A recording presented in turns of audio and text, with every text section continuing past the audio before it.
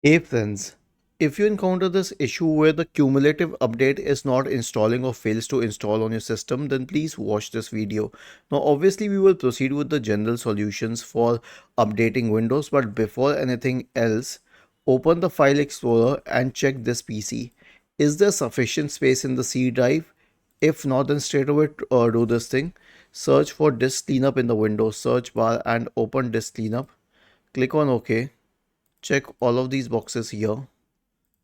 Okay, and then click on OK and then click on delete files. Okay, the next one is to run the Windows Update Troubleshooter. Right click on the start button, select settings from the menu, go to the system tab on the list on the left hand side, select troubleshoot in the right pane, select other troubleshooters and click on run corresponding to the Windows Update Troubleshooter. It will start detecting problems and solve them if possible.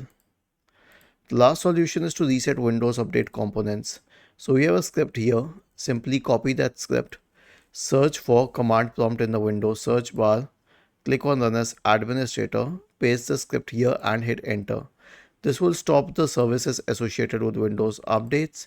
It will delete the Windows Update profile. It will rename the software distribution in cat2 folders. It will re-register all the DLLs and then it will reset WinSock, and finally it will restart the services associated with Windows updates. Was this helpful? If yes, then please subscribe to the channel. If not, then let us know in the comment section of the video on how we could help you further. Thank you for watching this video and have a nice day.